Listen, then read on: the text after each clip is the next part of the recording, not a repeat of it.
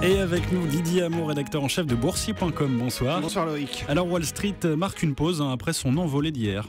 Oui, on est plutôt stable à Wall Street ce soir après le rebond, le très fort rebond d'hier soir. Le Dow Jones termine en hausse de 0,14%, 16 375 points. Le Nasdaq recule de 0,35%, 4 733 points. Après la forte hausse donc des indices américains, on souffle aujourd'hui. Le marché était nettement plus calme aujourd'hui à New York. L'indice ISM des services américains est ressorti en août à 59 points contre 58,5 points anticipés par les analystes. Le dollar a donc continué de s'apprécier, l'euro revenant à 1,1115 face au billet vert après la réunion de rentrée de la Banque Centrale Européenne et un discours accommodant de Mario Draghi, son patron. Le pétrole a continué de remonter avec un baril en hausse de 2% encore de mieux, 2% de mieux ce soir à 46,85 $ le baril WTI. La bourse de Paris a regagné plus de 2% de son côté après la réunion de rentrée de la BCE.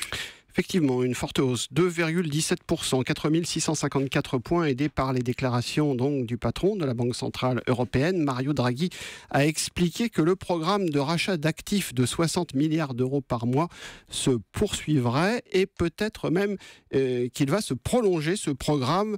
Alors, ça a été dit entre les lignes par Mario Draghi, mais c'est vrai qu'il y a une porte ouverte vers un prolongement de ce programme de soutien au-delà de septembre 2016, qui est censé être l'échéance donc de ce programme de rachat d'actifs. En termes économiques, la BCE s'est montrée prudente avec des prévisions de croissance revues en baisse à plus 1,4% en 2015 pour la zone euro et 1,7% prévu en 2016. Du coup, l'euro a baissé donc face au dollar à 1,11, autour des 1,11 ce soir entre banques. À la hausse parmi les variations du jour, Air France KLM a repris 7,2%. Une filiale long courrier à bas coût serait à l'étude du côté d'Air France KLM. Et puis le secteur automobile est remonté après ces fortes baisses. On a Peugeot plus 4,3%, Renault plus 3,3% et Valeo plus 6,3%. À noter Eurotunnel qui a rebondi de 4,6% après l'annonce d'une fréquentation record pour le shuttle cet été.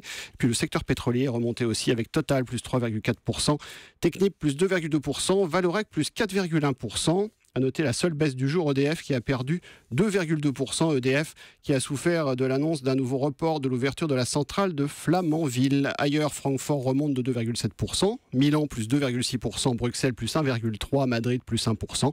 On rappelle le CAC 40 ce soir en hausse de 2,17%, 4 654 points.